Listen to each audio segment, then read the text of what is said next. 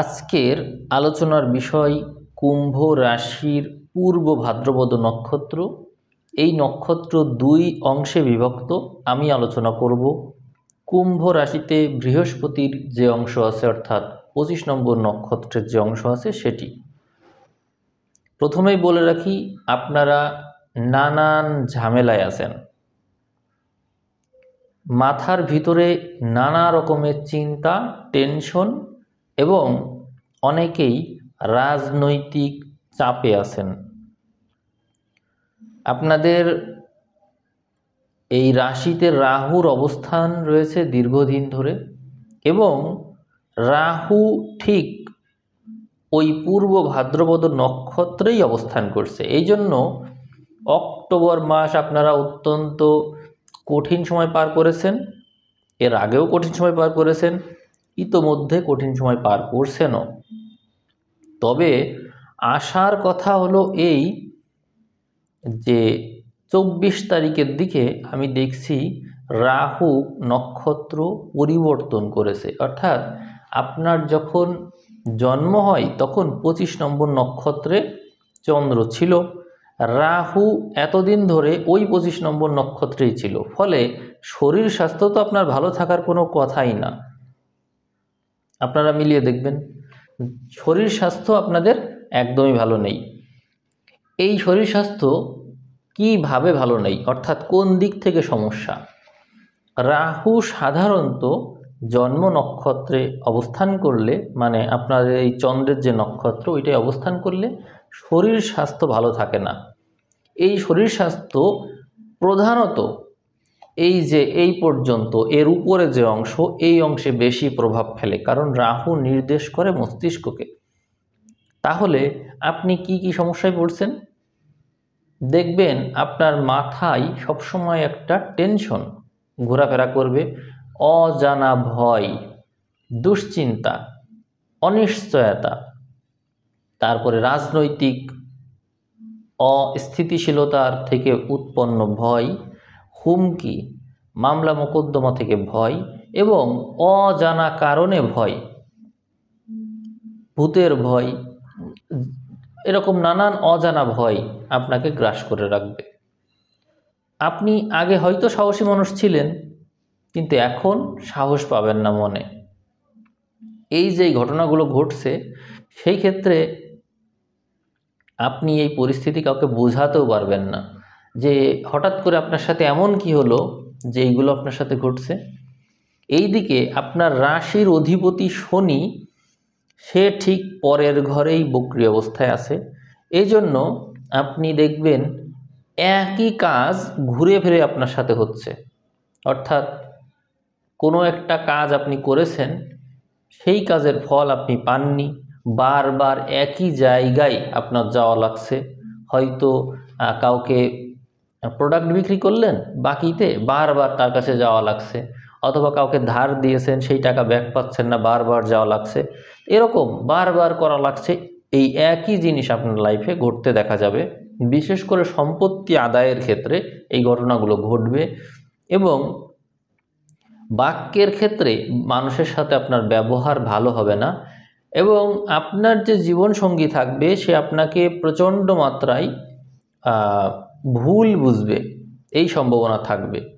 আপনি আপনার জীবনসঙ্গীর সাথে ম্যাচ করতে পারবেন না এই সময়ে, কারণ আপনার মানসিকতা তার সাথে একদমই মিলবে না, দুইজন দুই ধারার হবেন। তবে একটা জিনিস আপনার মধ্যে দেখা যাবে, সেটা হচ্ছে আপনি মাংসাশী হয়ে ওঠার চেষ্টা করবেন এবং কেউ কেউ এই মাছ মাংস আমিষ জাতীয় খাবার টোটালি ছেড়ে দিতে চাইবেন। দুই রকমের মানসিকতা দেখা যাবে, কখনো ছেড়ে দিতে চাইবেন, কখনো তৃপ্তি হবে না, যেন অনেক চাচ্ছেন, এরকম অবস্থা হবে। আর এই দিকে আপনার যে জীবনসঙ্গী, সে আপনার সাথে মানসিকতায় না মেলার কারণে দূরত্ব বজায় রাখবে, আপনার সাপোর্টে সে কাজ করতে পারবে না। এইটা একটা অশান্তির কারণ হবে। বিশেষত এই যে অক্টোবর মাস গেল, এই অক্টোবর মাসে এই সমস্যাগুলো প্রবল মাত্রায় দেখা যায়। নভেম্বর মাসের শুরুর দিকেও আপনি এই সমস্যাগুলো দেখবেন, আবার শেষের দিকেও এই সমস্যাগুলো দেখবেন। তো এখানে আপনার যে রাশির অধিপতি শনি সে বৃহস্পতির ঘরে আছে এবং বৃহস্পতির নক্ষত্রে আছে, বৃহস্পতি তুঙ্গী অবস্থায় আছে।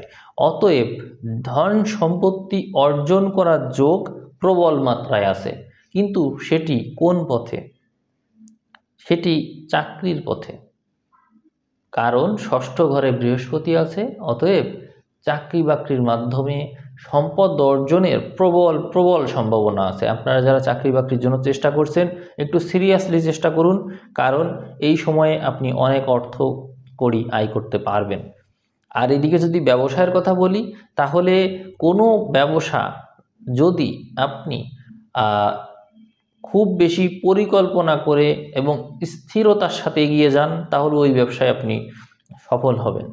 আমি বলবো পোশাক বা বিলাসদ্রব্য এই সংক্রান্ত যে দ্রব্যাদিগুলো আছে, অর্থাৎ যেগুলো বিলাসদ্রব্য বটে কিন্তু গোপনীয় বিষয়, মানুষ এগুলো গোপনে ব্যবহার করে, এই ধরনের প্রোডাক্টের চাহিদা এই সময়ে বাড়বে। এরকম বিজনেস থাকলে আপনার লাভবান হওয়ার সম্ভাবনা বেশি দেখা যায়। এইদিকে কর্মঘরে 3 থেকে 4টা গ্রহ এই সময় যুক্ত হবে, অতএব আপনার কর্মব্যস্ততা মাত্রাতিরিক্ত বাড়বে।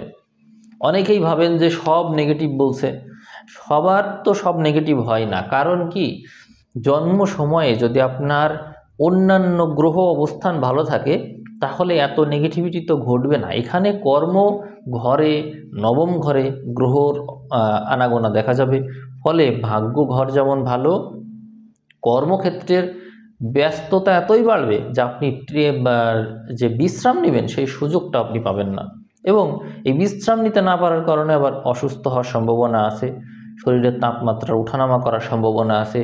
এই মাসে প্রেশার হওয়ার সম্ভাবনাটা বেশি, জ্বর হওয়ার সম্ভাবনা বেশি থাকবে, এইগুলো একটু সাবধান থাকবেন। গলা সংক্রান্ত বিষয়ে সমস্যা হওয়ার প্রবল সম্ভাবনা আছে, এটাও মনে রাখবেন। এই দিকে পিতার সাথে মতের মিল হচ্ছে না, এই ধরনের সম্ভাবনাটাও থাকবে। বিশ্লেষণ করলে অনেক তথ্যই কিন্তু বের হয়ে আসে, কিন্তু আসলে হয় কি, এই যে ভিডিওটা, এইটা তো শেষের দিকে আসলো, মাসের শেষের দিকে, কারণ হচ্ছে এর ভিউয়ার্স কম, এই জন্য আমি আর এত বিশ্লেষণ করে বলি না। এবং আমি দেখেছি যে ভিডিওগুলোতে একটা ভিডিও 2 ভাগ করা হয়, অর্থাৎ হচ্ছে ধরেন এই যে নক্ষত্রটা, এই নক্ষত্র কিন্তু 2 ভাগে বিভক্ত, ফলে একটা নক্ষত্রকে 2 ভাগ করলে ভিউয়ার্স সংখ্যা কমে যায়। এই জন্য এই ধরনের 2 ভাগে বিভক্ত নক্ষত্রগুলো আসলে মাসের শেষের দিকেই পড়ে যায়।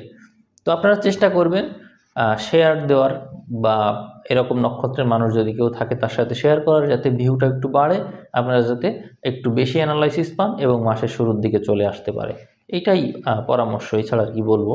তো যাই হোক, আমি বিশ্লেষণ আর একটু করি।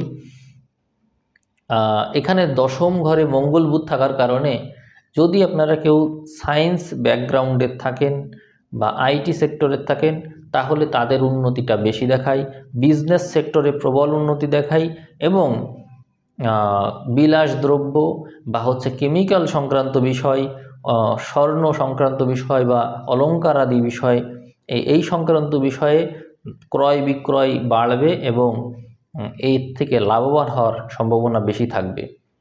আপনার পড়াশোনার ঘরকে একটু খেয়াল করলে দেখব, মাসের নভেম্বরের প্রথম সপ্তাহ পর্যন্ত আপনার পড়াশোনার অবস্থা খুব বেশি ভালো ছিল না, যথেষ্ট ঝামেলার ভিতর দিয়ে গিয়েছেন, পড়তে পারেননি।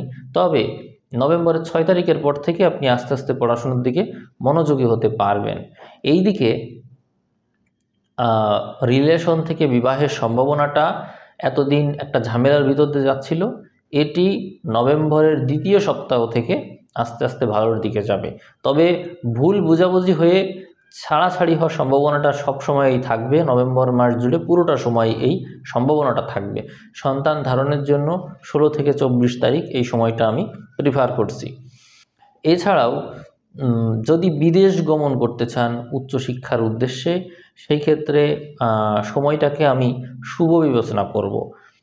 আর অনেকেই জানতে চাই লটারি ভাগ্য এই সময় আপনার জন্য ভালো না। যদিও আপনার এই জুয়া খেলা বা হচ্ছে যে কোনোভাবে ফাটকা লটারি এগুলোর প্রতি আগ্রহ তো থাকবে এবং এর জন্য আপনি খরচও করবেন, কিন্তু আমি বলবো যে এটি আপনাকে সম্পদ ওইভাবে এনে দিতে পারবে না। কারণ আপনার মূল রাশির অধিপতি শনি এবং শনি সম্পদের ঘরে আছে, অতএব লাভ নেই, এগুলো থাকবে না। এই অর্থ লাভের চেয়ে লসের সম্ভাবনাই বেশি। এদিকে আপনার যে রাশির ঠিক পরের ঘরেই শনি আছে, অতএব আপনার 7.5 একটা প্রভাব আপনার জীবনে আছে।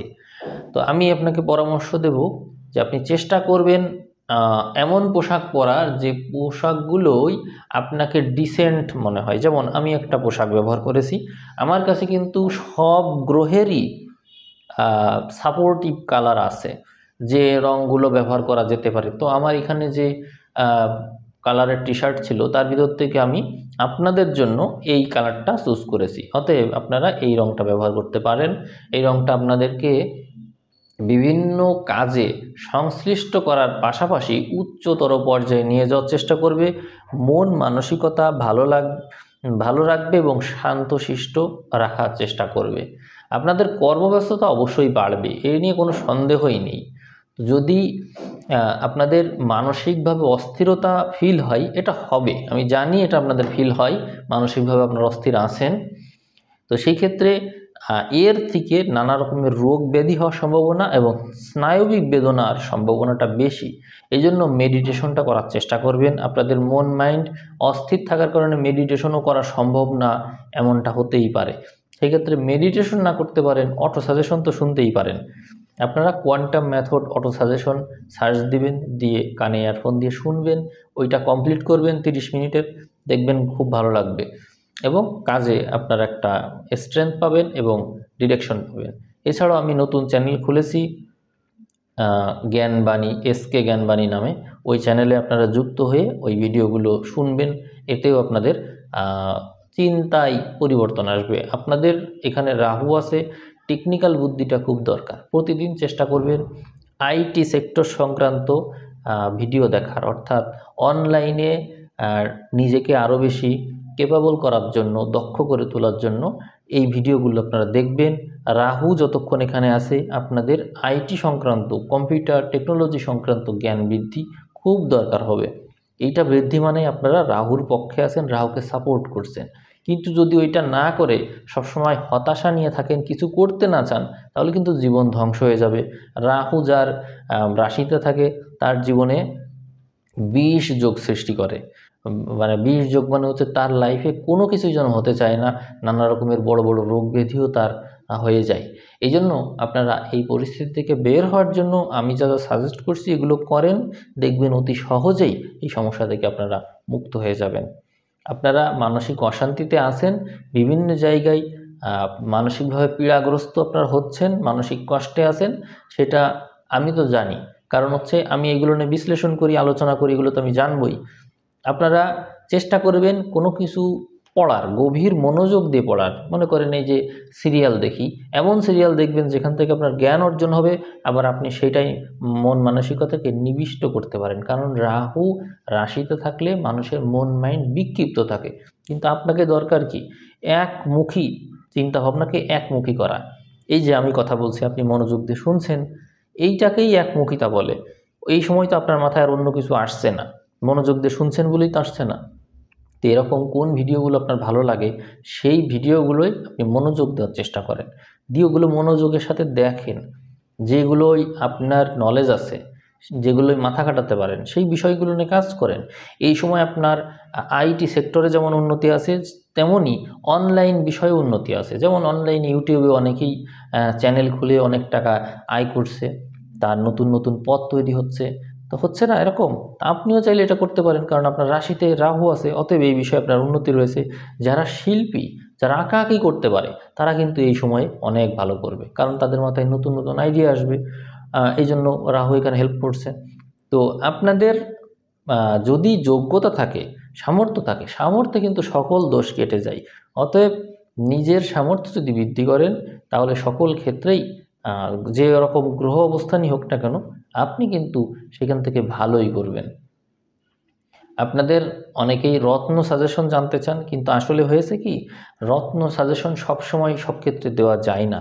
এখানে আপনার রাশিতে রাহু আছে, এই জন্য আপনার ব্যক্তিগত জন্মছক বিশ্লেষণ করে রত্নপাদ সাজেশন করা যেতে পারে। আর আপনারা চাইলে, যদি মন মাইন্ড বেশি অস্থির থাকে, আপনারা ছিন্নমস্তা মহামন্ত্র, ছিন্নমস্তা এইটা শুনতে পারেন, এইটা কাজ করবে। মস্তিষ্কে যাদের অনেক বেশি প্রেশার, তারা ছিন্নমস্তার মন্ত্রটা শুনবেন, এটা খুব হেল্পফুল। আমি শুনতাম একসময়, আমারও মন মাইন্ড এরকম অস্থির থাকতো যখন আমি এই রাশিফল নিয়ে কাজ করতাম না, তো আমি তখন এইগুলো করে কিন্তু বেশ রিলিফ পেয়েছি। তো ঠিক আছে, আমি আজকে রাশিফল এখানেই শেষ করছি। সবাই ভালো থাকবেন, ধন্যবাদ।